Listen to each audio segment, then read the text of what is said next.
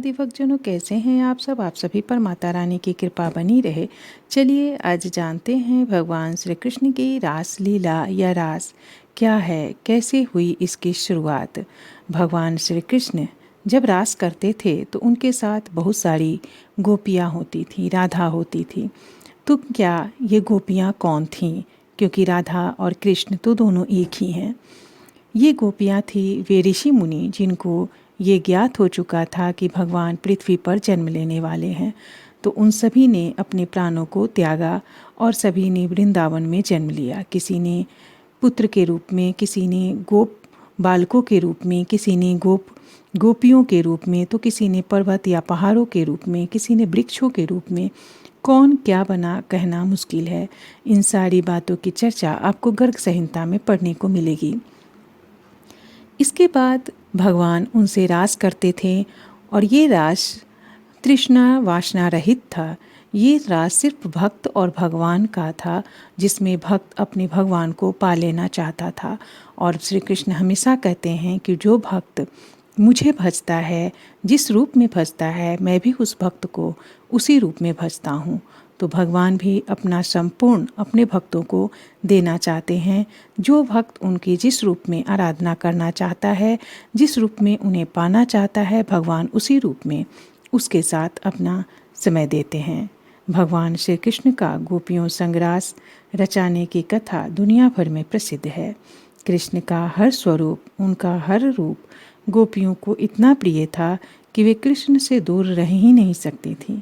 वृंदावन की हर गली आज भी श्री कृष्ण के रास की कहानी बयां करती है।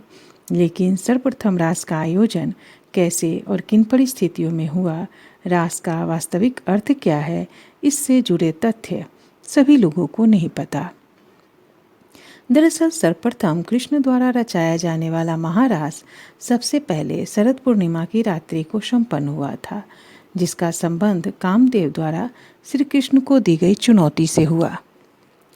शिव और सती को जब मिलाने के लिए प्रेम और काम के देवता कामदेव ने अपनी वाण से भगवान शिव का ध्यान भंग कर दिया, तो उन्हें अपनी ताकत पर बहुत घमंड होने लगा।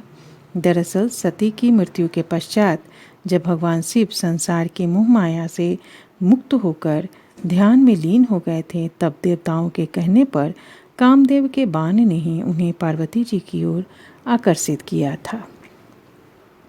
ध्यान भग्न होने से क्रोधित भगवान शिव ने कामदेव को भस्म कर दिया था, परंतु कामदेव की पत्नी रति की विनती सुनकर भगवान भोलेनाथ ने कामदेव को पुनः अस्तित्व प्रदान किया। इस घटना के बाद कामदेव को अपने ऊपर गर्व हो गया था कि वे किसी को भी काम के प्रति आसक्त कर सकते हैं। इसी घमंड के चलते उन्होंने इस बार श्री कृष्ण, जो कि वासना और काम जैसे किसी भी भावना से मुक्त हैं, से कहा कि मैं उन्हें वासना के बंधन में बांध कर ही रहूँगा। श्री कृष्ण ने भी उनकी चुनौती को स्वीकार कर ली, परंतु इसके लिए भी कामदेव की एक शर्त थी। कामदेव ने कहा कि अश्विन माह की पूर्णिमा की रात वृंदावन के खूबसूरत जंगलों में आकर उन्हें स्वर्ग की अप्सराओं से भी सुंदर गोपियों के साथ आना होगा। वहाँ कामदेव के अनुकूल वातावरण भी हो और वहाँ उनके पिता मन भी उपस्थित नहीं होना चाहिए। अर्थात श्री कृष्ण जो संपूर्ण जगत को अपने संतान के रूप में देखते हैं, ये पिता भाव उनके मन में नहीं होना चाहिए।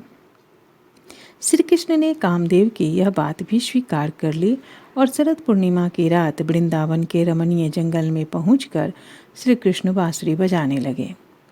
उनकी बांसुरी की सुरीली धुन सुनकर सभी गोपियां अपनी शुद्ध बुद्ध खोकर कृष्ण के पास पहुंच गईं। उन सभी गोपियों के मन में श्री कृष्ण के नज़दीक जाने और उनसे प्रेम करने का भाव तो जागा, लेकिन यह पूरी तरह वासना रहित था।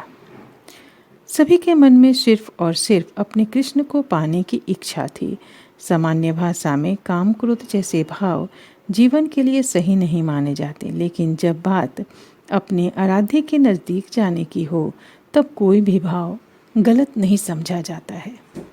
श्री कृष्ण ने अपने हजारों रूप धरकर वहाँ मौजूद सभी गोपियों के साथ महारास रचाया, लेकिन एक क्षण के लिए भी उनके मन में वासना का प्रवेश नहीं हुआ। काम के देवता कामदेव ने अपनी पूरी ताकत लगा दी, लेकिन ये श्री कृष्ण के भीतर वासना या काम जैसी किसी भी भावना को उत्पन्न करने में विफल रहे। ब्रह्मचर्य व्रत का पालन कर रहे सन्यासियों के लिए वासना पर नियंत्रण रखना अपेक्षाकृत आसान था, लेकिन क्योंकि वह किसी भी तरह से स्त्री के नज़दीक नहीं जाते, न ही किसी स्त्री को अपने समीप आने देते हैं, क्योंकि यहाँ जितनी भी गोपियाँ थीं वे अपने पूर्व जन्म की कहीं न कहीं वे सन्यासी ही थीं। लेकिन चारों ओर अप्सराओं से भी खूबसूरत स्त्रियों से घिर जाने के बाद भी स्वयं को वासना से बचाकर रखने का कार्य तो श्री कृष्ण भगवान ही कर सकते थे। उन्होंने महारास का आयोजन भी किया, लेकिन उस रास के दौरान अपने भीतर किसी तरह की वासना को भी उत्पन्न नहीं होने दिया, और इस तरह भगवान श्री कृष्ण ने अपनी सभी गोपियों के साथ रास भी रचाया और उनमें अपने समीप भी रखा और कामदेव से लगी शर्त भी जीत गए। और इस तरह से भगवान श्री कृष्ण ने सर्वप्रथम शरद पूर्णिमा की रात्रि को महारास का आयोजन किया और उसे संपूर्ण भी किया। जय श्री कृष्ण। राधे।